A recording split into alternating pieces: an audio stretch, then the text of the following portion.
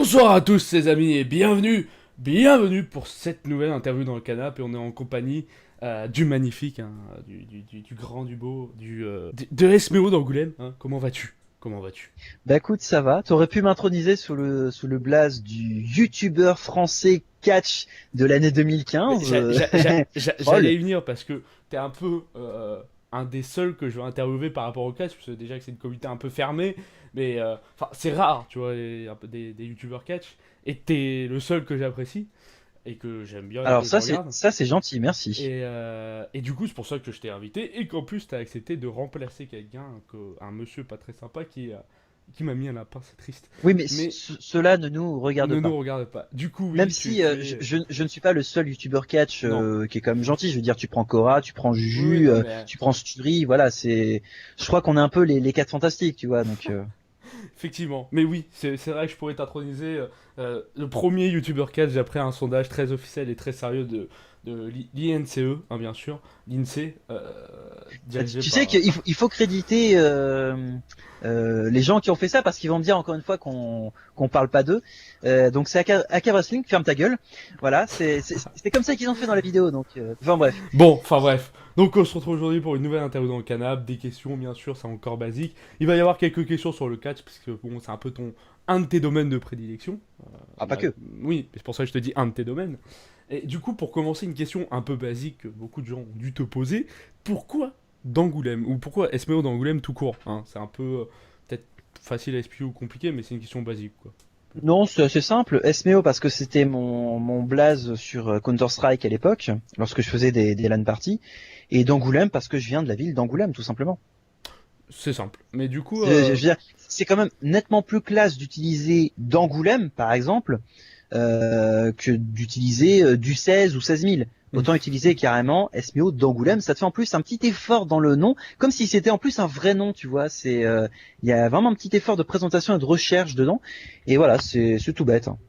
c'est vrai, t'as pas tort. Et du coup, une question en rapport avec ça, comment t'es venu ou comment as-tu commencé YouTube ou voilà, quelqu'un qui t'aura inspiré pour commencer YouTube ou c'est par hasard par exemple. Commencer YouTube. Alors, je vais commencer par le début. Ce sera même plus logique. Tout a commencé en 2011. J'ai participé à l'époque à un concours pour le site pressstartbutton.fr. Un concours qui, du coup, avait pour but de recruter de nouveaux talents de YouTube. Et du coup, il se trouve que j'ai fait ma toute première vidéo à l'époque, c'était sur des personnages qui auraient pu être Sonic, mais qui n'ont pas été Sonic, et qui ont été recyclés pour faire d'autres choses chez Sega. Et il se trouve que la vidéo est passée en finale du concours. J'ai été jugé par Usul, par exemple, ce qui est pas mal, voilà, par d'autres personnes comme Punky Boy, par Mea, par GE2, par des gens connus du YouTube Game, on va dire. J'ai pas continué par la suite. Par la suite, c'est vrai que j'avais tenté deux podcasts dans la veine des Norman Cyprien, mais c'était en 2011, donc ça remonte à très longtemps. Et c'était, voilà, ça, à l'époque, c'était la mode, etc., etc. Par la suite, j'ai pas fait grand-chose. En 2012, j'ai participé à la création et à la gestion d'un show de catch, et à son élaboration, pardon. Et il se trouve que j'en avais profité, j'avais ma caméra avec moi et je me suis dit bon ben je vais faire une vidéo making of du show du jour même. C'est ce que j'ai fait et par la suite je l'ai mis sur YouTube, sur mon ancienne chaîne YouTube qui maintenant n'existe plus. Et 2 ans passent et je me suis dit en 2014 bon ben j'aimerais bien faire des vidéos, ça fait un bail, j'aimerais bien dire des choses, je connais des choses, j'aimerais bien présenter certains trucs. À la base je devais faire la vidéo sur WrestleMania 30. Et finalement, ça s'est fait sur Hard Corner, le film. Ça s'est joué à 5 jours près, tu vois. Film que moi j'ai beaucoup aimé parce que c'est vrai que c'est censé être de l'humour et censé être une comédie. Mais pourtant, il y avait pas mal de choses pour une parodie qui étaient assez proches de la réalité. Le fait d'avoir la difficulté de trouver un emploi, le fait d'avoir l'entourage qui est quand même assez présent, le fait d'avoir du harcèlement sur son ancien le travail, etc., etc. Ça m'a rappelé pas mal de choses. Et du coup, par la suite, j'ai fait le premier débrief pay-per-view sur WrestleMania 30. Je réfléchissais, hein, mais ouais, c'était Ouais. WrestleMania 30. Et finalement, ben voilà, ça fait bientôt 2 ans euh, que je me suis lancé officiellement, enfin à nouveau sur YouTube. c'est un beau parcours, on peut dire. Enfin, moi, je trouve. Ouais, enfin, c'est un beau parcours, mais Un bon, parcours disons que honorable. ce Euh, qui m'a permis aussi de beaucoup progresser sur YouTube, c'est le site Press Start Button. hmm. Voilà. Je crois que c'est là-bas où j'ai vraiment appris les bases de comment faire une vidéo correcte. Et c'est ce qui t'a aidé après d'élaborer un peu ton style, ton propre style, quoi. C'est ça, voilà. C'est pour ça que maintenant, quand on me dit, ah, tes vidéos, elles font pro. Non, pour moi, elles font pas pro. Je veux dire, ouais, elles sont très bien, elles sont propres, mais elles font pas pro. Hmm. Voilà, j'ai essayé juste de faire un truc, un rendu assez correct, assez lisible, assez facile. Mais voilà, c'est pas, je me considère pas comme pro. Hmm. Comment, en quelques mots, tu pourrais définir ta chaîne YouTube, les concepts que tu y fais, ou à part dire que c'est que du catch ou que ça, comme d'autres pourraient dire, plus dans le détail, mais simplement, comment tu pourrais définir ta chaîne, quoi. C'est une chaîne geek et catch. C'est-à-dire que je peux à la fois parler de catch sur plein d'aspects, et je peux parler de plein de sujets geeks, c'est-à-dire jeux vidéo, séries télé, cinéma, plein de trucs geeks qui moi me passionnent. Euh, En gros, ça reste mon univers avant tout. Hmm. Voilà. C'est toi, quoi, tout ça. Enfin, ça te représente, c'est tout. Voilà, c'est vraiment des choses qui me représentent avant tout. Quand j'ai fait les vidéos sur Stargate, c'est parce que ça fait partie de mes séries préférées. Si j'ai fait un top 5 sur les séries télé des années 90 et vraiment de la période années 90, c'est parce que ces années-là m'ont vraiment marqué contrairement à d'autres. À partir des années 2000, il y avait beaucoup moins de choses marquantes et voilà, c'est vraiment mon univers avant tout. Je comprends. On va juste enchaîner avec une petite question basique un peu par rapport au catch. Quel est ton catcheur préféré? C'est aussi une question qu'on doit te poser souvent. J'en ai pas. T'en as pas, voilà, même de gimmick, non? T'as pas vraiment de gimmick Non, non, non. préféré non plus? Le seul que j'avais, c'était Edge. Maintenant qu'il est en retraite depuis 2011, j'en ai Hmm. plus aucun. C'est compréhensible, hein. Et j'en ai Vu- personne de détesté, hein, je précise. Oui, Hein. vu ce qu'on voit en ce moment. Que penses-tu maintenant du catch français, hein, du bon catch français? Ou du catch européen en tout cas. Parce que bon, c'est pas... Pour le catch français, je trouve que c'est quand même, ça reste pas mal. On a quand même des talents qui sont plutôt bons. On a certains qui pensent être bons alors qu'ils ne le sont pas et n'ont absolument aucun moyen financier ou technique. T'en as d'autres qui existent déjà depuis pas mal d'années et qui sont présents vraiment dans le paysage du catch en France et qui vraiment apportent des choses plutôt positives, genre la FFCP, la VS, l'ICWA, ces organisations qui existent depuis de nombreuses années qui en plus n'ont plus rien à prouver vraiment. Ont réussi à mettre des talents sur le plan national, continental ou même à l'étranger, comme notamment l'ICWA. Ouais, c'est vraiment des clubs qui ont vraiment réussi à marquer les esprits, en tout cas vraiment pour les fans de catch. Voilà, je pense que le catch en France se porte, en tout cas de ce que j'en vois en tant que spectateur, vraiment avec mon œil de spectateur, moi j'apprécie. Je trouve que c'est pas mal. Après, il manque certaines petites choses. Peut-être De une meilleure visibilité. communication. Oui, mais la visibilité, c'est une cause, c'est pas une condition. Non mais est-ce que tu En, penses qu'un jour une télévision, une chaîne de télévision pourrait faire confiance à un groupe de catch ou à une structure de catch pour organiser des shows, des vrais shows télévisés, pas forcément à l'américaine, mais en tout cas des vrais shows télévisés quoi. C'est compliqué étant donné que Mm. la WWE a déjà eu du mal à s'imposer en France. Maintenant, à moins d'un nouveau souffle pour la WWE, ça va être très difficile vu qu'il n'y a plus de catch sur la TNT depuis déjà 2014. Maintenant, j'ai envie de dire, j'en ai aucune idée. Je sais pas, je suis pas du tout la personne adéquate pour pouvoir répondre à Non, cette mais question. oui, je comprends, mais bon, à peu près de ce que comme t'as dit, de ton œil spectateur, Oui, d'amateur de catch, hein, même de mon œil spectateur, je n'ai pas assez de recul et mais je pense que t'aimerais d'expérience. ça quand même, ça serait cool d'avoir, Ah bah forcément que j'aimerais voir une compagnie française présente à même la télévision, ça, européenne, hein, c'est clair. franchement, enfin, même, enfin, je sais pas si, corrige-moi si je me trompe, mais je sais pas si une chaîne européenne fait de la Alors chaîne européenne, transmission ça de... n'existe pas, tu n'as pas de chaîne de télé européenne, Non, non, mais mais de ce que je veux dire, une chaîne européenne, c'est-à-dire par exemple une chaîne allemande, une chaîne, voilà, une chaîne d'un pays d'Europe, tu vois ce que je veux dire, qui pourrait retransmettre je du connais catch pas français, bien les programmes télé en européen, Allemagne, je je connais pense pas pas, hein. bien les programmes télé en Allemagne, je connais pas bien les programmes télé en Hmm. Angleterre, en Espagne, en Portugal, etc. J'en sais absolument rien. Moi, je me concentre sur la France, Ouais, c'est ouais. déjà pas mal. Mais historiquement, on est quand même un pays euh, fort d'histoire dans le catch, non? Ou je me trompe? Un peu. Oui, on a eu des catcheurs français qui sont connus du public. Il y en a beaucoup qui connaissent l'Ange Blanc ou le Bourreau de Béthune. Enfin, je dis beaucoup, il y en a quelques-uns qui connaissent. Vraiment les fans hardcore. Même si l'Ange Blanc, en fait, il y a plusieurs personnes qui ont incarné l'Ange Blanc. C'est arrivé à plusieurs soirs que l'Ange Blanc pouvait être à tel endroit et au même soir il était à un autre endroit. Voilà, c'était juste un personnage. Bien sûr, tu as eu André le Géant, qui Oui, est bah oui. forcément, qui est, je crois qu'il n'est plus besoin de présenter. Et en catcheur français qui s'est reconverti dans le cinéma, bah tu as Lino Ventura, qui là non plus besoin de le présenter. C'est Lino Ventura, quoi. Donc Ah ouais, je savais pas qu'il était catcheur. Ou je sais pas, je suis un peu peut-être paumé, c'était un mais ancien catcheur avant d'être acteur de ciné. c'est une bonne reconversion quand même quand tu regardes. Il a bien Bah, fait. c'est l'un des premiers avant The Rock, tu vois. C'est Le précurseur. Euh, que représentent pour toi tes abonnés ou des gens qui commentent tes vidéos ou des gens qui t'envoient des messages, etc. Qu'est-ce qui représente des amis, un peu des proches ou des gens que tu apprécies, etc. Alors, amis, famille, proche, non, parce que là, ce serait vraiment beaucoup trop intime. Un ami, c'est vraiment quelqu'un que je Hmm. connais, avec qui je discute très régulièrement, en privé, possiblement que j'ai l'occasion de voir. Non, non, en fait, ça représente une communauté.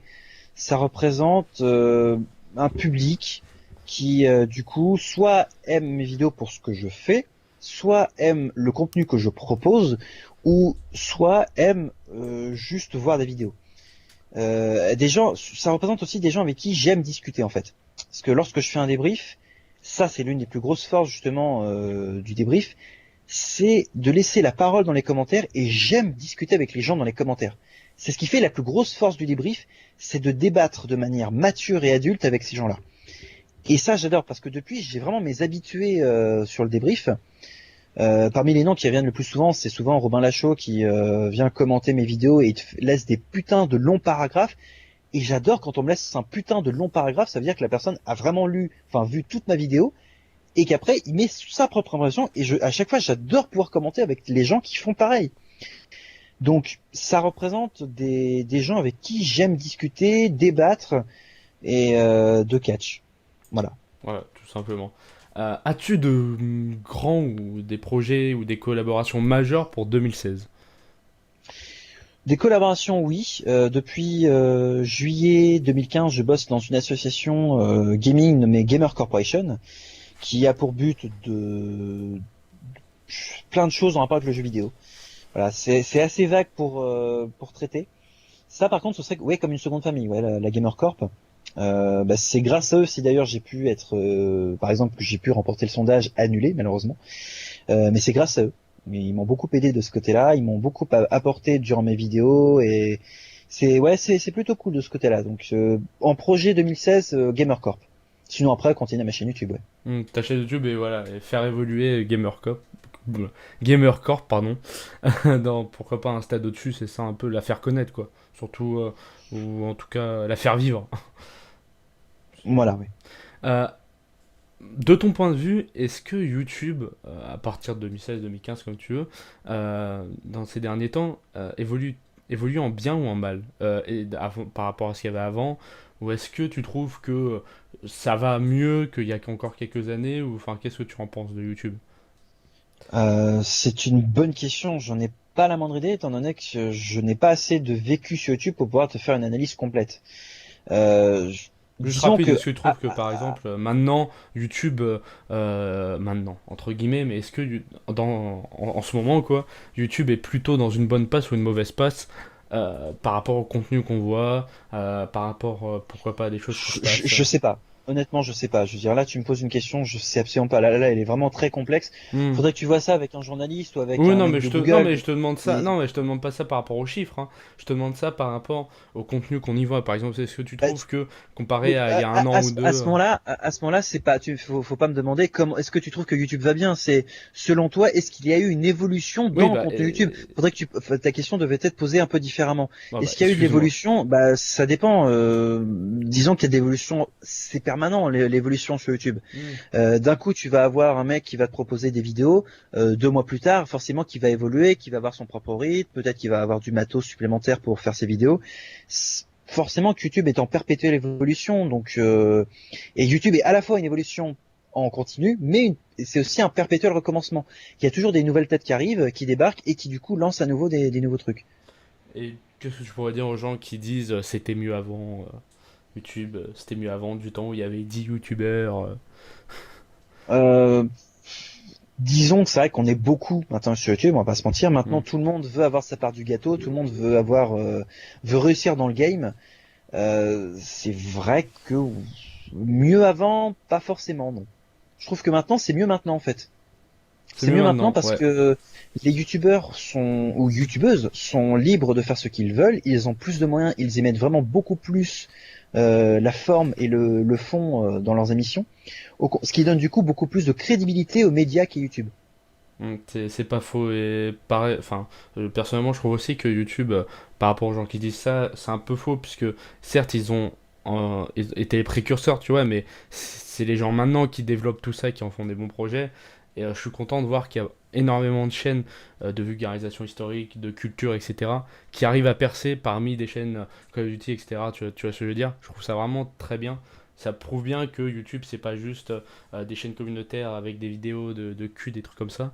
C'est du Ouais. contenu intelligent, quoi. Surtout que les chaînes communautaires, le problème c'est que c'est les En trois baisse quarts du en temps des plus. chaînes communautaires jeux vidéo. Ce qui fait que quand tu veux faire autre chose comme le cinéma ou autre, bah tu fonctionnes pas parce que c'est pas jeux vidéo et encore c'est pas du Call of Duty.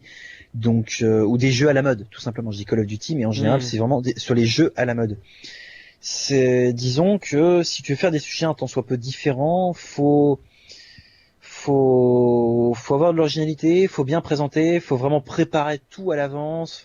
Ça demande un travail de tous les instants. Hmm. Et qu'est-ce que l'année 2015, on a parlé un peu de l'année 2016 et de tes projets, qu'est-ce que l'année 2015 a représenté pour toi par rapport à ce que tu as vécu, que peut-être des rencontres, YouTube, des projets par exemple avec Gamer Corps, etc. Une évolution. Parce que quand on y regarde bien, j'ai proposé des débriefs de bien meilleure qualité, j'ai lancé de nouveaux concepts, enfin nouveaux concepts, ils sont pas si nouveaux que ça, mais de nouvelles émissions sur ma chaîne comme les top 5 ou les interviews. Et j'ai même été dans j'ai même fait un reportage en convention pour faire des interviews de youtubeurs ou de personnes sur place.